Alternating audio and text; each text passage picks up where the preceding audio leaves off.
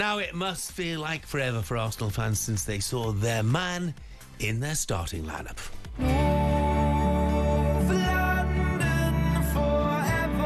Saka working it in, left footed shot!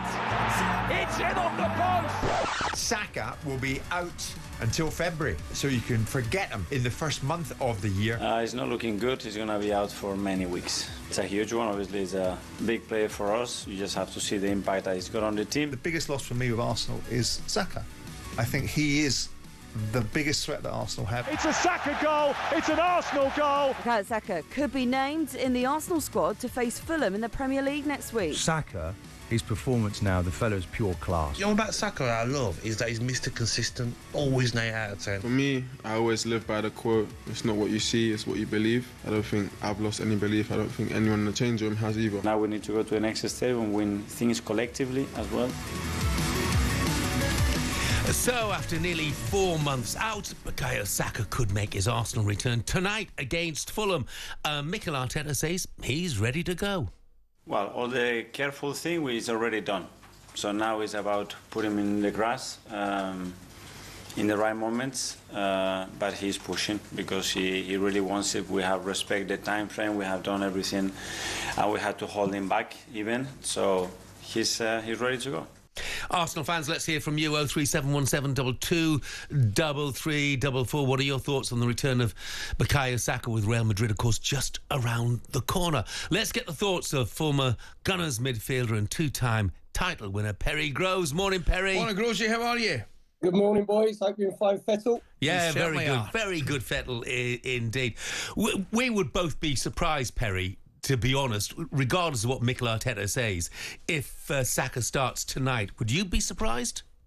Well, boys, coming from someone who's got shorter hamstrings than Jimmy Cranky, and of course, you tell you when you're a sprinter and obviously you're playing in the wide areas, there's more explosive runs that you have to do. So I'll be amazed if he starts. He'll probably be on the bench, and then you ease someone in, maybe 25, 30 minutes, because then you got the game against Everton on Saturday, where maybe playing for an hour, and then obviously you've got the huge game next Tuesday against Real Madrid. So it's all very well. You do all your rehab, you go through all your stretches and your massages, and you do your running in training where you go for a jog into half pace, 3/4 pace. But there's nothing like the actual intensity of a game where you're going to test your hamstring and you have to get your confidence back in your body. Absolutely. Grosey, where are we at the moment with Arsenal? Listen, we'll get it, and Mikel Arteta will obviously say the right things, still going to chase Liverpool. But you think there's a little bit of an acceptance that the title will be Liverpool's, and they've got to concentrate, obviously, in second place, but probably just as importantly, if not more importantly, in the big Real Madrid game coming up? Yeah, very much, Coisty. If Liverpool were only 7 or 8 points in front, I think they might have had a major wobble, because obviously going out of the Champions League, losing the final to Newcastle, they've had a bit of a dip, but we're not in a strong enough position to take advantage of it. So all you got to do is keep winning your games, because it's about the momentum for the Real Madrid game next Tuesday. And Arsenal's season, I think, hinges on that, because these players, it looks like they're going to come second again. And you'd be absolutely sick to death of keep being Jimmy White and keep coming second and keep coming second. So I'm hoping it's going to drive these players on. I mean, Perry, we all know how good Saka is, but how much does his presence help Martin Odegaard? Yeah, very much so, because you had that really good combination, didn't you, down the right-hand side with Saka, with Odegaard. Initially, it was with, obviously, Ben White and Duran Timber. Then comes in and plays really well at right back. And what happens is when Saka's fully fit, he occupies two players. So normally a midfield player goes out and that's a double up, or if they're playing 3 centre halves, the left-sided centre back goes and doubles up, and that gives Odegaard that little bit more space in that inside right position. So, and it's the belief, Coist, you tell you, when you get your best player back, it's the belief that you give to the rest of the team. Because if you're in tight moments, then you'll look around and you think, actually, Bukayo will do something, out of this world to get us out of trouble. And 9 times out of 10, he delivers. Listen, Perry, never mind the question, how much would Saka help Odegaard? How much would an out-and-out centre-forward help the two of them? All right, Coisty, I've only been on there for like 2 minutes, and you have to bring the old elephant straight away. everybody knows that is the missing piece in the jigsaw. Kai Havertz was doing brilliantly, as the false 9 or, like the 10, scored his 15 goals, but only 9 in the Premier League.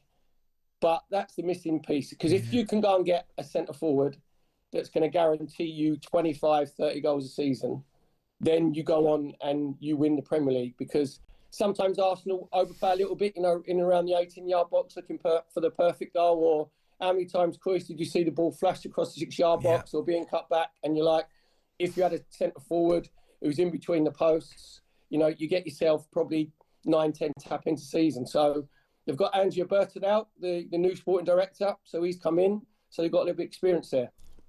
Grovesy, just a word about Fulham, because obviously it's a big night for them as well. They're just 3 points off 5th place at the moment. I want to ask you about Emile Smith-Rowe, who's a player I like a lot, and he's done okay at Fulham, but did you expect him to make more of an impact than he has? Yeah, I think he struggled with a couple of injuries early on in the season, so he couldn't get himself into the rhythm.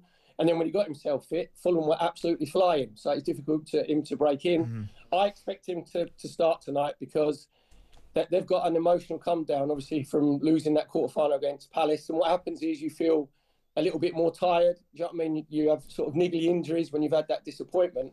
So I wouldn't be surprised if Smith-Rowe plays, probably Traore come in, Jimenez will come in, because Fulham are going to need freshen up. They're going to need fresh legs. And he'll get a fantastic reception from the Emirates faithful, because he was one of Arsenal's own, come up through the academy. But it suited all parties that he left, because he wasn't to be first choice. He probably felt he was too good to be on the bench, which I understand. So it was one of those transfers that it suited everybody, the buying club, the selling club, and the player himself. And he's a very, very humble boy off the pitch as well. Grozy, I'd agree with you, mate. Having been at Fulham on Saturday, I just thought, for all the possession they had, they didn't create an awful lot. I would be really surprised if he doesn't make certainly a couple of those changes that you predicted, mate. Particularly, I thought Smith-Rowe looked good when he came on, looked comfortable, but to be fair, the game was kind of done then. Crystal Palace were excellent, mate. Yeah, do you know what it was, Coisty? I think they had a couple of decent chances early on, didn't they, when it was 0-0? Yeah. Pereira had a good chance, Muniz had a good chance. I think the disappointment from Marco Silva's point of view would be, after going 1-0 down to Eze's brilliant individual goal, there wasn't really that reaction. You expect, a bit more sort of combativeness. You expect him to get himself back into the game. And they didn't defend particularly well, especially for Sarr's goal, when Eze does bring a left-hand side. So they went out with a little bit of a whimper. But as Jeff said there, they've still got so much to play for, and they could have the best season they've had in the Premier League. talkSPORT Breakfast, waking you up Monday to Friday morning from 6 a.m. on AM, on DAB, via the talkSPORT app and on your smart speaker. talkSPORT.